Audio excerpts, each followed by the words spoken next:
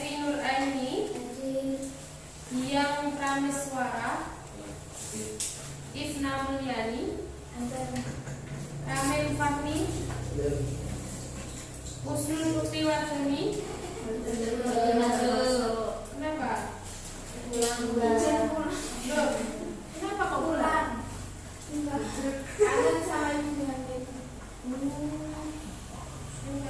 Muhammad Farel, hadir ya. Roma, hadir. Rita, hadir. Iya, kita hadir ya. Nabila, ada ya. Oke, alhamdulillah yang tidak masuk satu anak. Sebelum kita memulai pembelajaran, saya mau yang untuk mengirim doa tersebut. Sebelum kita mengawali pembelajaran pagi hari ini, yaitu geografi, marilah kita berdoa terlebih dahulu. Berdoa dimulai.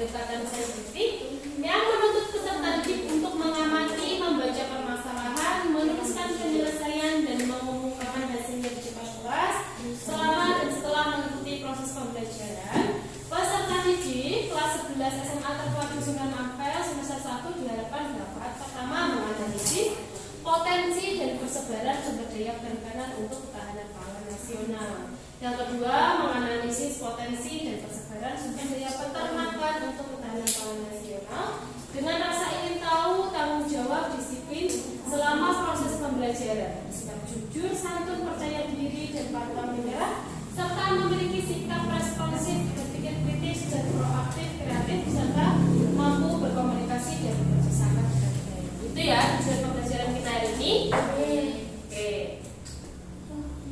Rencana kegiatan pembelajaran sama, yaitu diskusi, presentasi, menyimpulkan, dan juga evaluasi. Sebelumnya mari kita mengerjakan pretest terlebih dahulu. Silakan dicek di grup masing-masing. Sebentar.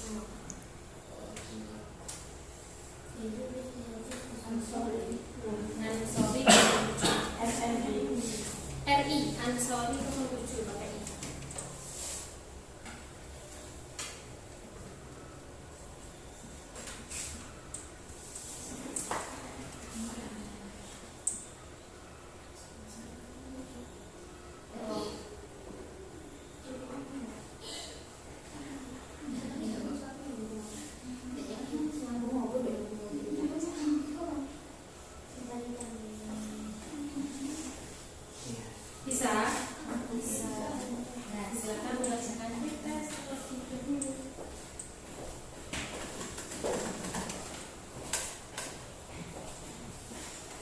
Kasih waktu 10 menit ya.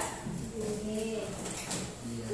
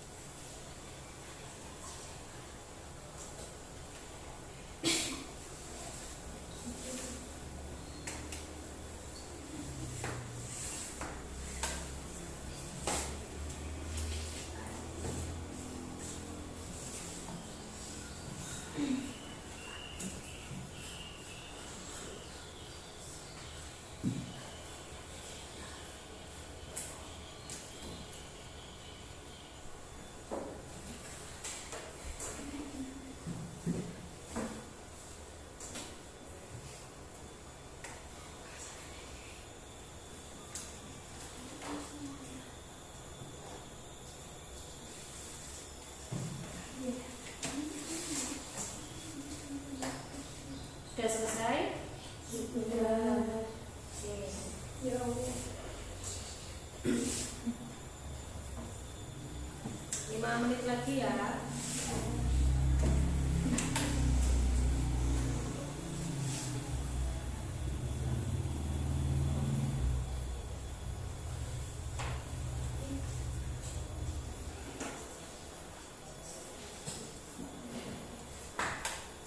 Sudah selesai? Nilai terbaik ada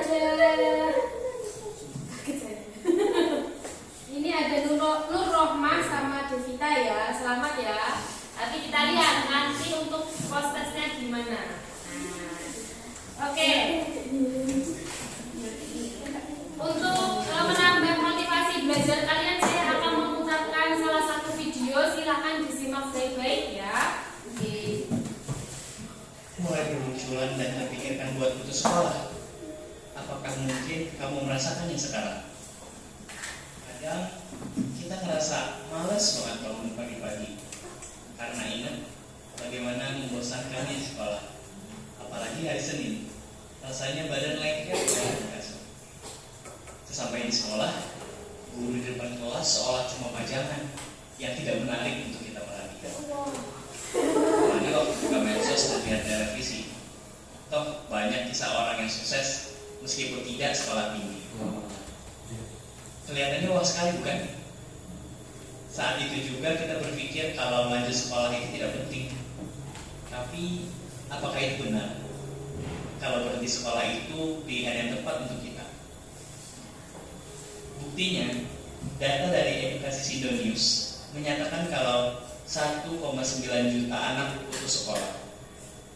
Dari jumlah itu diketahui bahwa 2 dari 5 orangnya adalah pengangguran, 2-nya lagi kerja serabutan, dan 1 sisanya memiliki penghasilan tetap.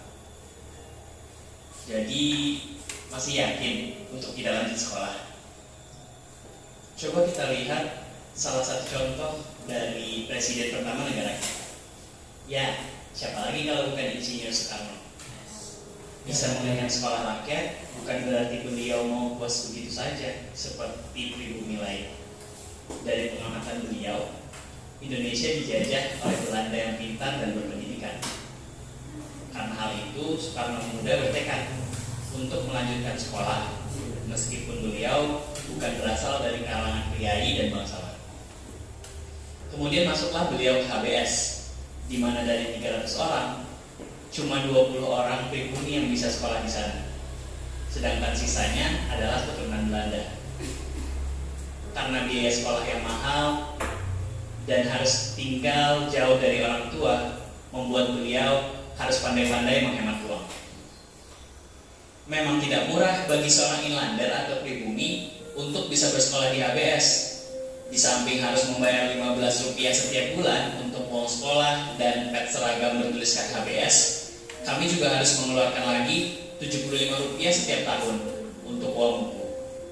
Aku ingat betul jumlah ini karena aku menghitung setiap rupiahnya dan menjaganya jangan ada lagi yang terpakai untuk hal yang tidak perlu. Kata Soekarno dalam biografi yang ditulis oleh C.D. Adams. Karena bersekolah di HBS itulah Soekarno tahu bagaimana cara berjuang. Karena pedang dan bambu runcing tak cukup untuk membuat Indonesia merdeka. Dari sekolah pula ia tahu sedikit banyaknya tentang politik. Bayangkan kalau saja bapak proklamator ini tidak melanjutkan sekolahnya, maka tidak akan ada ide hebatnya yang akan mengguncang dunia. Selain itu, kita semua pasti tahu B.J. Habibie. Siapa sih yang tidak kenal beliau? Selain merupakan presiden ketiga RI, beliau merupakan sosok panutan yang terkenal tidak hanya dari segudang prestasi dan karya yang beliau hasilkan, namun juga kisah perjalanan cinta beliau yang melegenda. B.J. Habibie terkenal sebagai sosok yang mempunyai semangat juang tinggi dalam pendidikan. Bahkan sejak kecil, B.J. Habibie sudah menunjukkan ketertarikannya kepada mesin dan bercita-cita menjadi insinyur.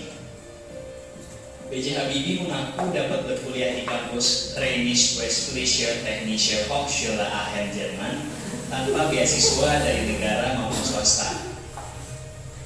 Biaya kuliah ini ditanggung oleh kedua orang tuanya meskipun mereka bukan berasal dari kalangan yang berada. Tentu banyak sekali jerih payah serta tantangan yang beliau hadapi dalam menimba ilmu. Salah satunya dimulai dari jalan kaki ke kampus demi menghemat biaya transportasi hingga tinggal di Jerman dengan fasilitas seadanya. Namun hal itu membuahkan hasil yang manis. Beliau berhasil menempuh pendidikan hingga mendapat gelar doktor di bidang pesawat teknologi di Jerman pada usia 28 tahun yang terbilang sangat muda. Di Indonesia, ia banyak berkontribusi dalam urusan teknologi, salah satunya di bidang penerbangan. Beberapa pesawat buatan beliau adalah N25 Gatot Kaca, CN235, dan VTOL DO31. Beliau pun mendirikan perusahaan transportasi yang fokus pada pengembangan pesawat terbang besutan dalam negeri, yaitu PT IPTN atau Industri Pesawat Terbang Nusantara. Karena komitmen dan tekad beliau untuk menjadi yang terbaik dan melebihi orang-orang di Jerman dalam hal pengetahuan, berhasil mendorong beliau hingga diakui kemampuannya oleh dunia. Sosok lain yaitu Maudy Ayunda yang merupakan sosok anak muda yang sukses dalam dunia entertainment dan juga dalam bidang pendidikan. Ayo, siapa yang pernah dengar tiba-tiba cinta datang kepadamu. Atau pernah nonton Perahu Kertas? Pasti tahu dong artis cantik yang satu ini. Selain jago nyanyi dan acting, Maudy mengaku hal yang disukainya sejak kecil yaitu belajar. Menurut Maudy, pendidikan mempengaruhi karakter seseorang. Sebab di sekolah, tak hanya ilmu pelajaran saja yang didapatkan, namun interaksi sosial dan mengenal cara berpikir seseorang juga akan membentuk kepribadian kita. Pendidikan itu amat bisa mengubah seseorang. Dalam pengalaman aku pindah-pindah sekolah dan juga mendapat guru yang berbeda-beda, membuat pola pikir kita juga beda, ujar Maudy. Ia juga mengatakan pendidikan bisa menjadi bekal untuk pemberdayaan perempuan sehingga bisa mandiri dari sisi ekonomi di tengah kemajuan zaman yang sangat pesat. Maudy melanjutkan kuliah S1 di luar negeri dengan mengambil jurusan PPE atau Politics, Filosofi, and Economics di salah satu universitas bergengsi dunia yaitu Oxford University pada tahun 2013. Selain itu, Maudy kerap aktif dalam menjadi pembicara di berbagai forum internasional. Di antaranya menjadi pembicara di acara Kongres Diaspora Indonesia pada 2017 lalu yang menghadirkan mantan Presiden Amerika Serikat Barack Obama. Lalu ia juga pernah menjadi pembicara termuda dalam Forum Ekonomi Global pada tahun 2015. Sekarang, Maudy sudah menempuh pendidikan S2 di Stanford University pada tahun 2019 lalu. Perlu contoh lain, siapa yang tidak kenal Kang Emil? Sosok pemimpin bercorak milenial berlatar belakang akademisi. Siapa lagi kalau bukan Bapak Muhammad Ridwan Kamil?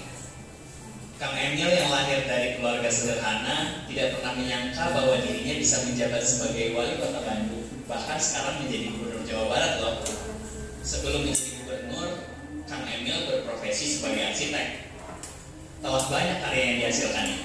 Salah satunya Museum Tsunami di Aceh.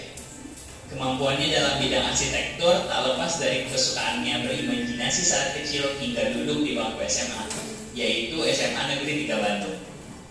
Semasa SMA, Kang Emil dikenal aktif mengikuti berbagai kegiatan organisasi sekolah seperti OSIS, Paskibra, bahkan klub sepak bola. Lulus dari SMA, Kang Emil meneruskan cita-cita masa kecilnya dengan mengambil jurusan Teknik Arsitektur ITB tahun 1990. Tentunya tidak langsung sukses dong. Semasa kecilnya Kang Emil bahkan pernah berjualan es mambo. Sedari kecil, Kang Emil tidak pernah diwariskan harta oleh kedua orang tuanya, melainkan diwariskan karakter yang berakhlak. Banyak jalan terjal dan rintangan harus dilalui Kang Emil, tapi karena karakter yang diwariskan oleh orang tuanya, bekal-bekal yang didapatkan dari sekolah, dan sifat pantang menyerah, akhirnya beliau bisa sukses seperti sekarang. Nah, dari situ bisa kita lihat kan, kalau lanjut sekolah sudah terbukti sangat banyak manfaat yang akan kita peroleh, terlebih demi masa depan kita yang lebih baik. Lanjut sekolah, ya kali gak kuy.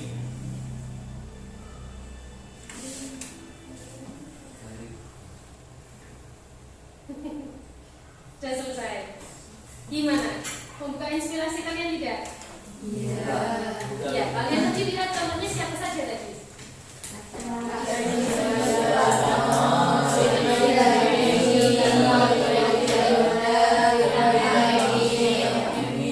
Dari keempat itu kalian paling suka yang mana? Oh, sukanya JJ Habibie ya cowok ya. Kalau perempuan sukanya Maudy Ayunda ya? Iya. Jadi kalian kenal tadi lagu yang disebutkan tadi? Oke, dari sini kita tahu nah betapa pentingnya sekolah meskipun kadang kalian merasa jenuh, bosan itu hal yang wajar dan manusiawi ya tak? Ya, apalagi ketika kalian datang itu nanti di sekolah cuma gitu-gitu aja, biasanya kayak gitu ya. Itu memperhatikan guru mengajar dan lain sebagainya. Tetapi ternyata dampak dari sekolah itu adalah sangat besar. Untuk siapa? Iya, untuk masa depan kalian. Saya boleh cerita sedikit? Boleh. Saya kuliah dulu di Universitas Negeri Malang, hampir putus kuliah karena tidak ada biaya saat itu. Dan karena tidak ada biaya, orang tua saya sudah ngomong tidak sanggup untuk membiayai saya pada semester 3. Itu sangat awal sekali. Saya masih kuliah 1 tahun pada saat itu. Itu sudah tidak ada biaya lagi untuk saya melanjutkan kuliah di sana. Karena UKT atau uang kuliah tunggalnya itu sangat tinggi sekali dan itu tidak bisa diturunkan pada saat itu karena harus ada bukti-bukti tentang pembayaran rumah dan lain sebagainya, itu yang menentukan kampus. Jadi kita tidak ada hak untuk memilih harus membayar yang senilai nominal berapa. Itu kampus yang menentukan. Pada saat itu saya merasa sangat down. Pernah merasakan down? Pernah. Iya. Sedih, nangis ya. Biasanya kalau down kalian ngapain? Nangis. Iya. Nangis, ya bisa bayangkan gimana kalau saya itu ternyata harus putus kuliah. Terus kalian tahu nggak apa yang saya lakukan? Iya, saya akhirnya kuliah sambil membawa jilbab. Saya jualan jilbab di kelas pada saat itu. Itu cuma saya saja yang berjualan. Jadi kayak kalian setiap hari ke sekolah itu saya sama bawa tas besar itu jualan jilbab di kelas. Ketika setelah selesai pembelajaran, saya sebar itu jilbab-jilbab ke teman-teman. Ayo siapa yang mau beli? Habis itu saya usaha lagi, saya jualan pulsa karena pada saat itu belum ada kaitan yang itu ya, itu adanya pulsa. Jadi di situ saya jualan pulsa, saya jualan jilbab, ternyata masih kurang, tidak ada apa-apanya ternyata. Sampai akhirnya saya nangis, saya pulang karena sudah gimana ya, sudah kita kan usahanya bisanya cuma itu ya, karena kita kan masih kecil ya pikirannya ya. Saya pulang, ternyata bangku di sebelah saya kan naik kereta ya pada saat itu yang duduk di sebelah saya itu saya nggak kenal sebenarnya itu siapa, nggak tahu. Tapi karena saya nangis pada saat itu nggak bisa ngempet, nggak bisa nahan ya, di kereta itu saya nangis terus gitu. Ditanya sama mbak-mbak itu kenapa gitu katanya. Terus saya cerita, padahal baru kenal dan baru kenalan itu, tidak tahu siapa namanya juga nggak tahu. Tiba-tiba ditanya, dia cerita ya, mbak saya mau putus kuliah kayak gitu. Terus kenapa? Karena orang tua saya nggak bisa membiayai saya kuliah saja. Nah sampai akhirnya ternyata saya juga nggak tahu ya, karena Allah mungkin ya. Pada saat itu mbaknya tuh bilang, oh kemarin aku habis mengajukan surat keringanan katanya. Padahal satu kelas itu beberapa teman saya itu sudah pernah mengajukan surat keringanan, tetapi nggak ada yang bisa lolos karena sulit banget ya. Kalau kelas kampus itu sangat banyak kan muridnya. Nah sampai akhirnya ternyata saya dikasih trik-trik cara-cara gimana caranya supaya keringanan itu bisa turun gitu. Nah pada saat itu saya juga kaget, kok bisa saya ketemu orang itu, kok bisa orang itu ngasih tahu ke saya, nggak ada yang tahu ya. Tapi itu namanya qadarullah ya. Jadi kayak Allah itu tahu bagaimana niat kamu di sekolah itu kayak apa itu tahu. Ataukah kamu di sekolah itu hanya untuk mencari uang saku orang tua, Allah tahu. Ataukah kamu benar-benar niat untuk sekolah di sini juga Allah juga tahu. Dan Allah pasti memiliki jalan yang terbaik buat sampean semua, gitu? Iya, karena kita nggak tahu kok bisa ya kayak gitu, kok bisa. Dan ternyata saya mengajukan pada saat itu bagian keuangan kampus pada saat itu menangis melihat surat saya pada saat itu. Jadi saya itu kayak disidang, dipanggil di ruang rektor, di antara puluhan bahkan mungkin di situ ratusan orang yang minta keringanan, saya yang dipanggil di situ. Saya juga nggak tahu kok bisa kayak gitu. Saya kayak disidang, ada kayak dosen-dosen besar di situ. Ditanya beneran, kayak diselidiki, kamu beneran nggak bisa kuliah, kamu beneran kayak gini dan lain sebagainya. Di situ saya nangis dan ternyata mereka itu terenyuh. Padahal itu juga besok saya bisa kuliah dengan apa? Keringanannya turun. Biasanya orang turun 1 tingkat, saya turun 3 tingkat keuangannya. Jadi pada saat itu saya sangat bersyukur sekali akhirnya saya bisa berdiri di depan kalian sebagai seorang guru dan bisa mengajarkan ilmu kepada kalian.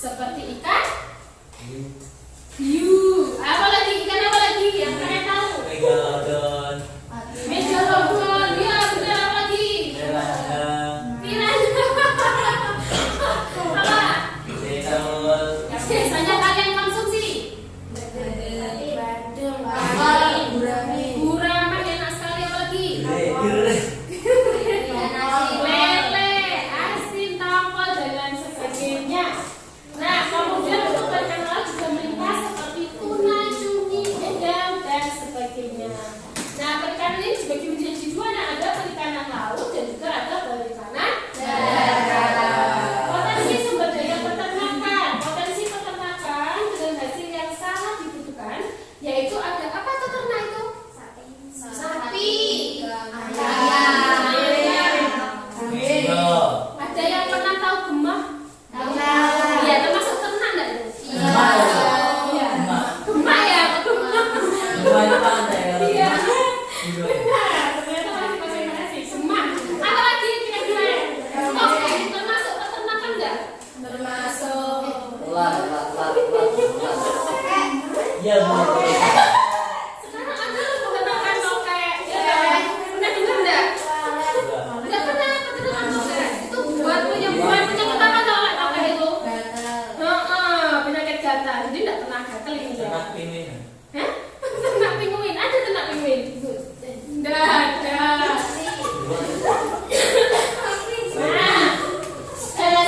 Dan lain sebagainya. Jenis peternakan di Indonesia, sektor peternakan berdasarkan jenis sumber daya hewan yang dikembangkan dibagi dalam 3 hal, yaitu hewan besar, hewan kecil, dan juga hewan unggas.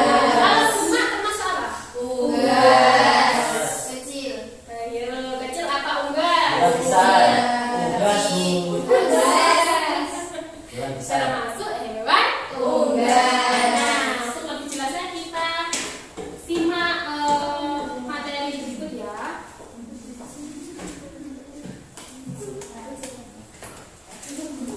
Assalamualaikum warahmatullahi wabarakatuh. Juga berputar 3,5 juta kilometer persegi. Jumlah nelayan Indonesia sangat banyak dan produksinya sangat besar dengan pendapatannya mencapai 60 triliun rupiah. Potensi tangkap di seluruh Indonesia 6,5 juta ton per tahun. Dan wilayah Indonesia kaya ikan karena terletak pada daerah segitiga terumbu karang atau the coral triangle. Indonesia juga menjadi penghasil atau produsen ikan terbesar ketiga di dunia di bawah Cina dan India. Jenis perikanan yang dikembangkan di Indonesia pun ada 2. Yang pertama adalah perikanan darat, mengikuti perikanan air pancung yang dilaksanakan di pantai seperti dalam bentuk tambak atau empang. Kemudian juga perikanan air tawar yang dikembangkan di sawah, di kolam, danau, sungai, dan karang. Sementara perikanan laut di Indonesia lain adalah untuk perikanan laut, pusat perikanan laut di Indonesia antara lain adalah Bagan Siapian Riau, ini sebagai pelabuhan terbesar untuk perikanan laut di Indonesia. Juga Cilacap dan Tegal di Jawa Tengah, Muncar, Banyuwangi di Jawa Timur, dan Air Lembaga di Sulawesi Utara. Adapun untuk daerah tangkapan perikanan laut di Indonesia antara lain adalah di daerah Selat Malaka di sekitar Bagan Siapiapi ada ikan terumbu, kemudian di pantai selatan Jawa Barat dan Cilacap ada ikan tenggiri, rumput laut, di Bitung Sulawesi Utara ada ikan tuna atau ikan cakalang dan ikan tongkol. Kemudian di Kepulauan Solor dan Alor di daerah DT ikan paus yang penangkapannya masih tradisional ya dengan cara ditombak atau dipanah. Kemudian perairan Ambon dengan ikannya adalah cakalang, ikan hias rumput laut. Kemudian Kepulauan Aru, udang laut besar dan mutiara. Kepulauan Banda dan Kei, rumput laut, tuna karang dan teripang. Potensi dan persebaran sumber daya peternakan. Potensi peternakan Indonesia pun sangat hebat. Yang pertama, mempunyai padang rumput yang luas, antara lain khususnya di daerah NTB dan NTT dan beberapa wilayah di Indonesia. Yang kedua, iklimnya sangat mendukung dengan sinar matahari yang cukup dan juga cukup. 3, menambah lapangan pekerjaan yang juga sangat potensi serta meningkatkan pendapatan. Banyak manfaat yang bisa diambil dari tenaganya, daging, kulit, susu maupun kotorannya. Jenis-jenis peternakan yang dikembangkan di Indonesia dibagi menjadi 3. Yang pertama adalah peternakan hewan besar seperti sapi, kuda, dan kerbau. Manfaatnya antara lain diambil dalam bentuk susu, daging, kulit, dan tenaga serta kotorannya.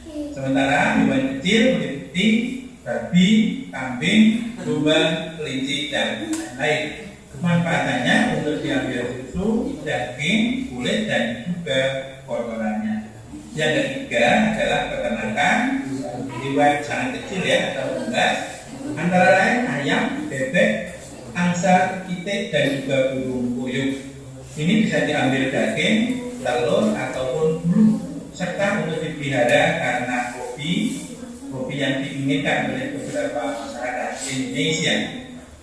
Provinsi peternakan atau persebaran peternakan sapi di Indonesia antara lain provinsi terbanyak penghasil adalah Jawa Timur, sangat dominan, disusul oleh Jawa Tengah, Sulawesi Selatan, NTT, Lampung, dan lain-lain.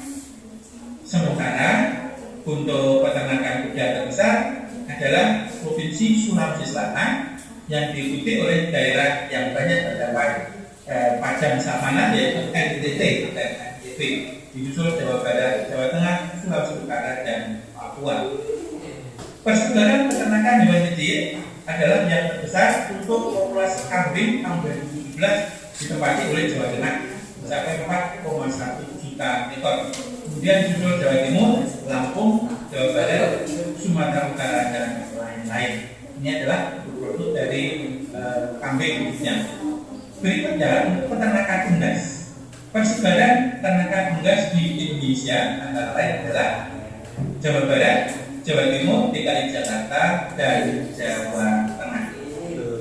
Terima kasih atas perhatiannya. Mohon maaf atas segala kekurangan. Wassalamualaikum warahmatullahi wabarakatuh. Waalaikumsalam warahmatullahi wabarakatuh. Nah, dari sini kita paham ya. Jadi gemak atau puyuh tadi termasuk apa? Unggas. Kalau hewan kecil itu apa aja?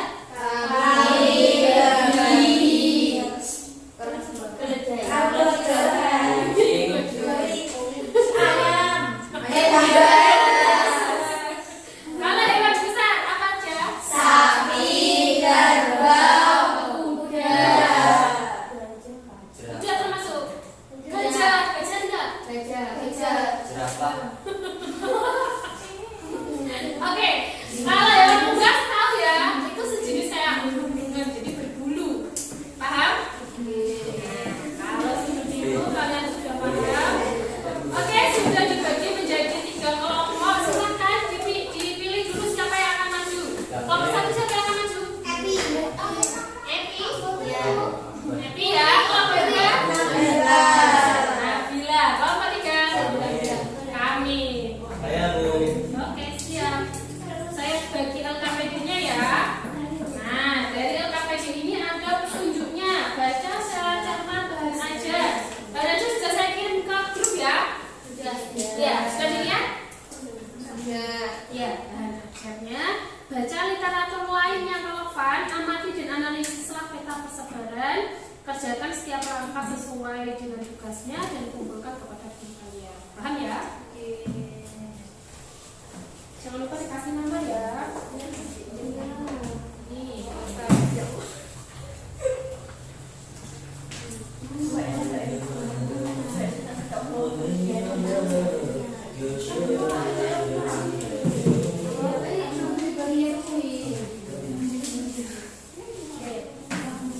coba dilihat halaman yang paling terakhir. Nah, Bu, ini kenapa kok kosong-kosong? Ini namanya Melewati. Ini namanya kalian harus mengisi dengan benar melalui membaca media ajar yang sudah saya kirim. Ini tentang apa? Potensi dan sebaran peternakan Indonesia untuk ketahanan pangan. Ya, silakan dibaca. Nanti kalian bisa mengisi bagian-bagian yang kosong. Paham? Terus ada yang ditanyakan enggak? Jenis perikanan di Indonesia, jenis perikanannya apa saja, tulis di sini. Ikannya apa saja ditulis. Jelas itu tulisannya? Persebaran wilayah pengelolaan perikanan atau WPP, silahkan dicari.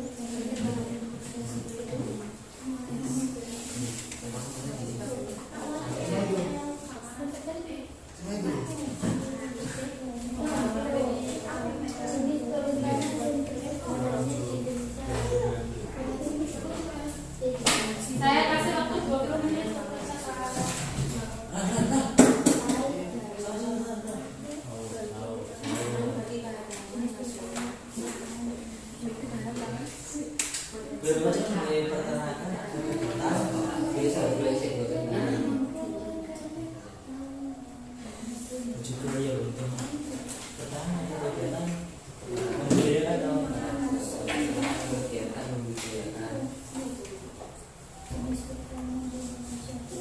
dan mengembangkan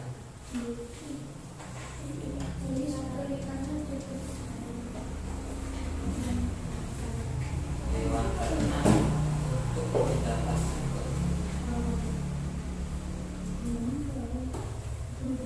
dari kegiatan tersebut. Cuma ternak anak kita mencari keuntungan, mencari keuntungan.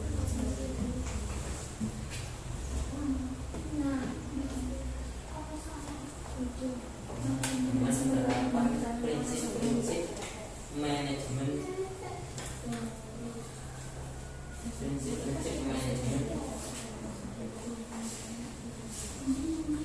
pada faktor-faktor produksi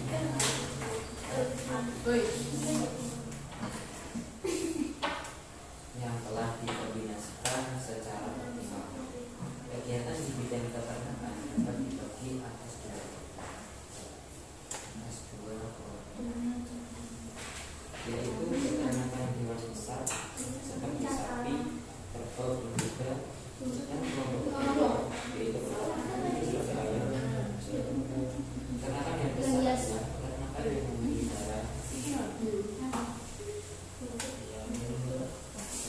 yang memelihara hewan berusia besar.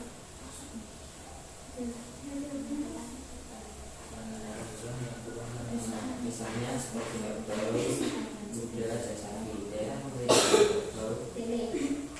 Daerah memelihara kerbau di Jawa Barat, Jateng, Sumber, Sumut. Daerah pemeliharaan kuda terdapat di Sumba, Sumatera Barat, Sumbawa, Timur Sumatera, Timur Sumatera Utara, Tapanuli, dan Sulawesi Selatan.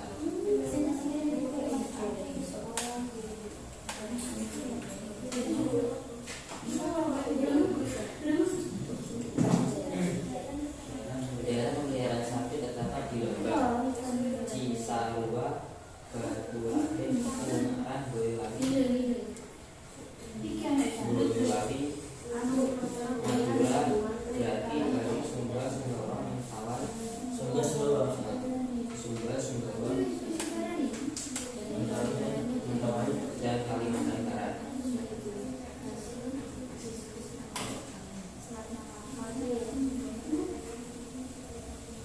Peternakan hewan kecil merupakan peternakan yang memelihara yang berukuran kecil. Peternakan yang memelihara hewan berukuran kecil, misalnya kambing dan domba. Populasi ternakan di terbesar ditemukan di provinsi Jawa Tengah. Bisa ditemukan di provinsi Jawa Tengah, Jawa Timur, Jawa Barat, dan Lampung. Jawa Timur, Lampung, Jawa Barat, dan Lampung. Populasi ternak domba terbesar ditemukan di Jabar, Jateng, dan Jatim. Terbesar Istirahatnya jam berapa? 9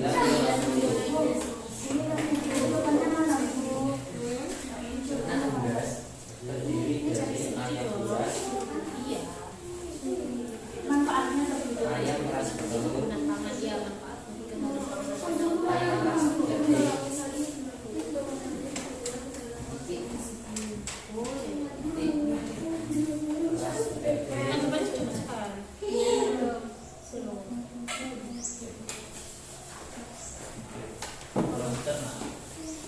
populasi ternak ayam ras daging,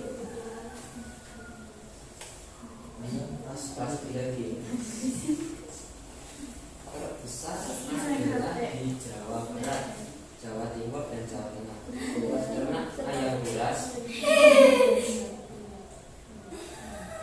terbesar di Jawa Tengah, Jawa Timur, dan Jawa Barat. Populasi ternak ayam ras telur, populasi ternak ayam ras telur terbesar adalah di Jawa Timur, Jawa Barat,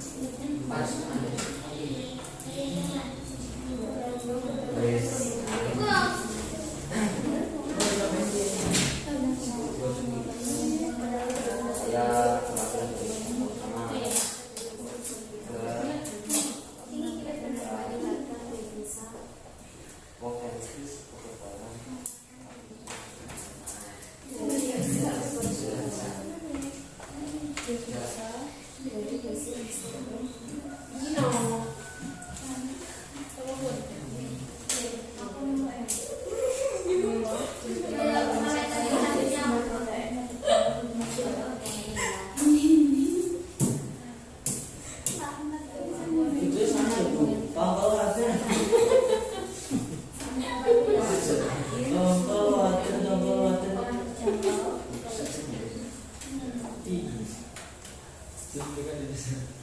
Sekarang di Indonesia itu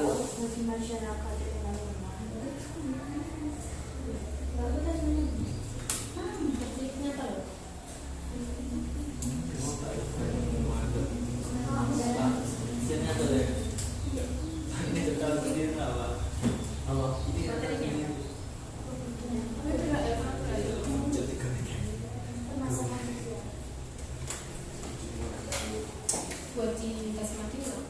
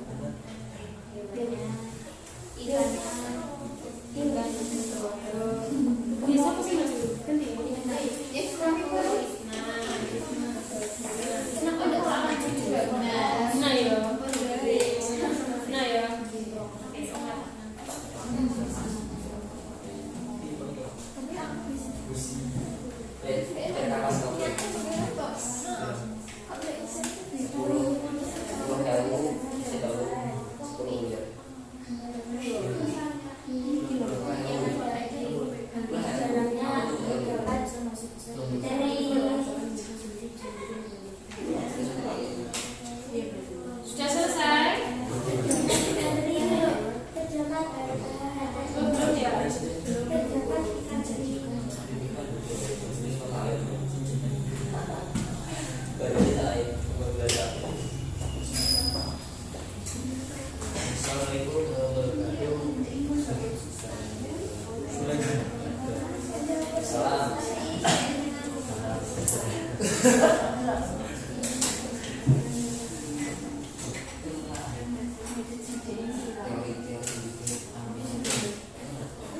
Sudah tinggi mereka dong. Aneh, yang mungkin sisi koloni. Kemudian juga lihat nih. 17, iya ada 17 pak. Sing nyampe nih tribun itu. Kan namanya juga nenek tokoh ngendi loh sing jadi ini buat episode ini di BNI KB. Kita sama tuh. Bintang sama. Sekarang jadi kita habisnya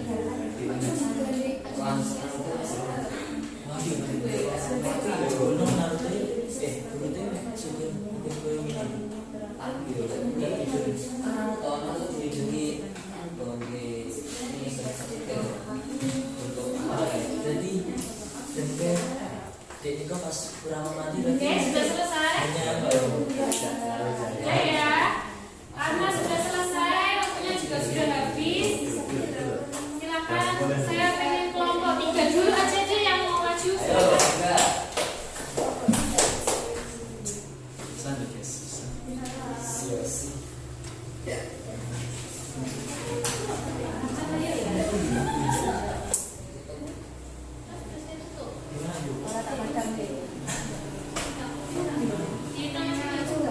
Gimana caranya?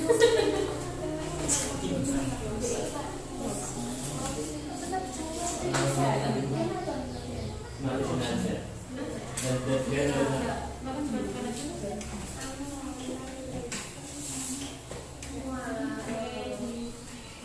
Silakan.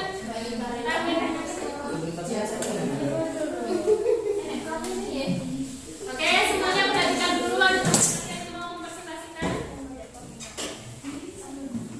Assalamualaikum warahmatullahi wabarakatuh.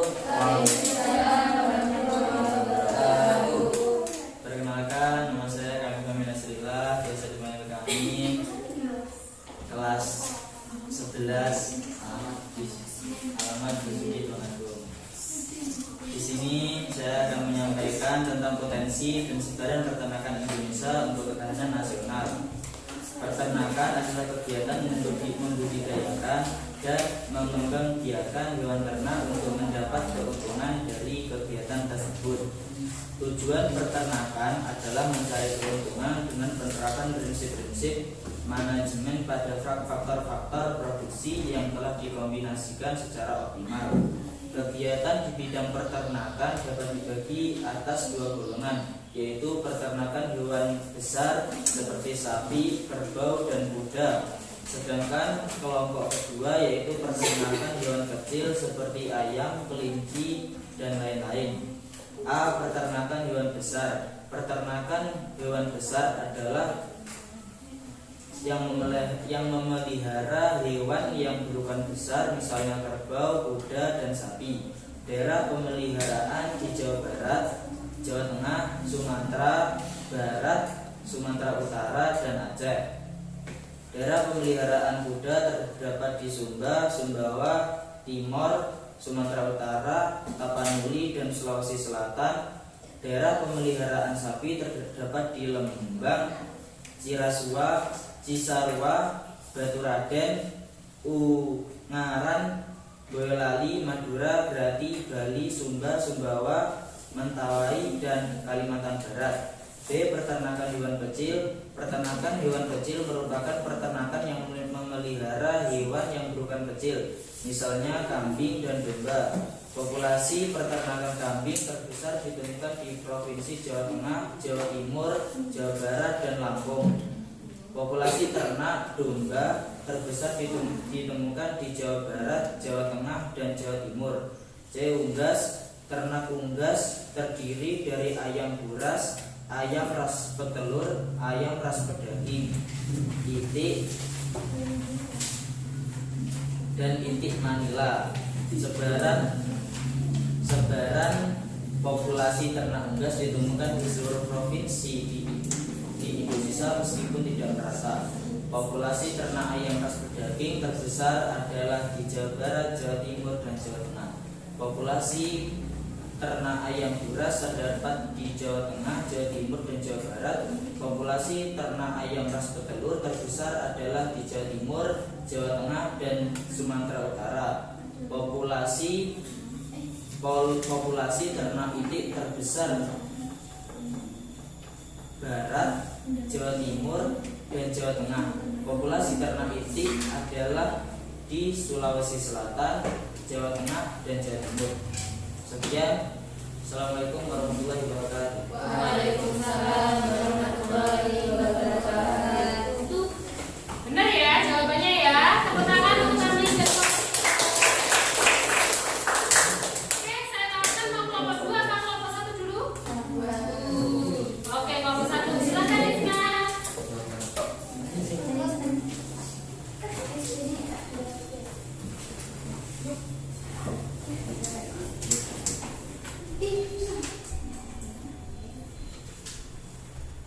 Assalamualaikum warahmatullahi wabarakatuh. Waalaikumsalam warahmatullahi wabarakatuh. Perkenalkan, nama saya Ibnu Mulyani, mewakili kelompok 1 akan mempresentasikan hasil kerja kelompok kami.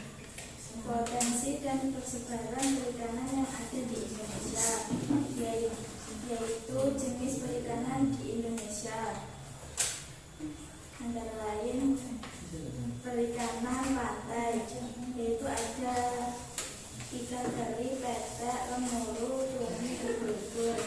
Perikanan laut dalam ada tuna, cakalang, rumput laut, ikan hias. Perikanan bersama dikurangi nilai bawah gelut persebaran wilayah pengelolaan dana, yaitu Selat Malaka, Laut Cina Selatan, Laut Jawa, Laut Flores, Selat Makassar, Laut Maluku, Laut Sulawesi, Samudra Pasifik. Sebagian dari presentasi saya. Waalaikumsalam warahmatullahi wabarakatuh. Terima kasih Oke, ini penutup untuk pembelajaran kita, yaitu kelompok 2. Silakan maju Nabila.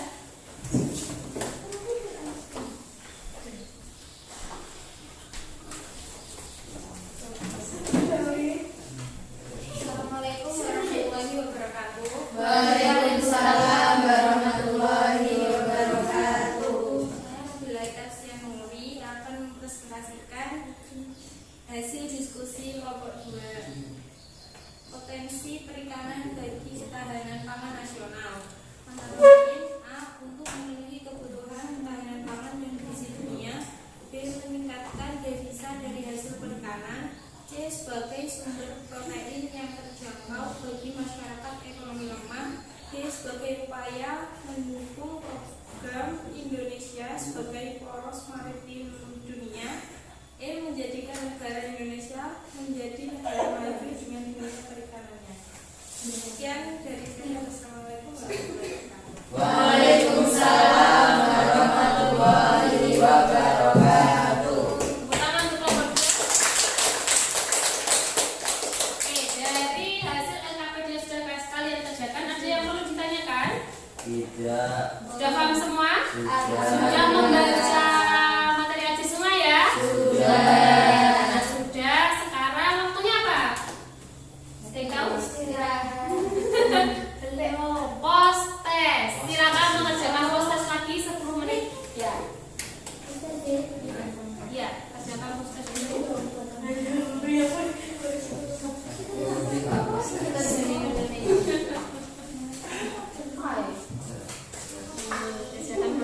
dulu. Kita sebentar. Post testnya.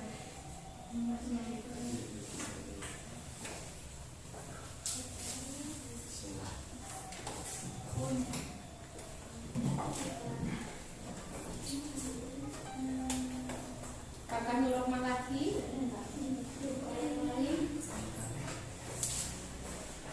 Ternyata kami. Pilih yang post test lo ya.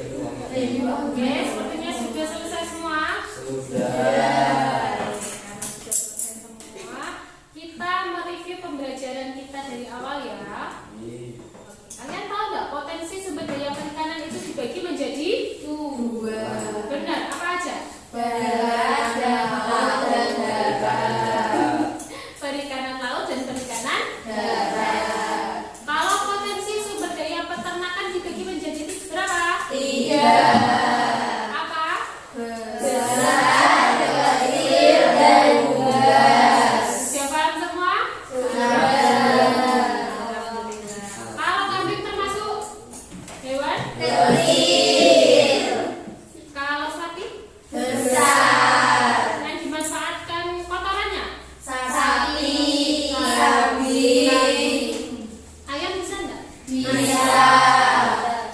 Pupuk. Sediaan pupuk ya. Oke, kalau kalian sudah paham semua, kita tutup pembelajaran kita dengan doa. Oke, silakan dipimpin. Silakan. Sebelum kita mengakhiri pembacaan geografi pada pagi hari ini, marilah kita berdoa terlebih dahulu. Bismillahirrahmanirrahim. Rabbana fa'na bima razaqtana, Rabbi alimna alladzi yanfa'una, Rabbi faqihna wa faqih ahlana wa qarabati lana fi dinina, Rabbana atina fid dunya hasanah wa fil akhirati hasanah wa qina adzabannar, walhamdulillahi rabbil alamin. Wassalamualaikum warahmatullahi wabarakatuh. Waalaikumsalam warahmatullahi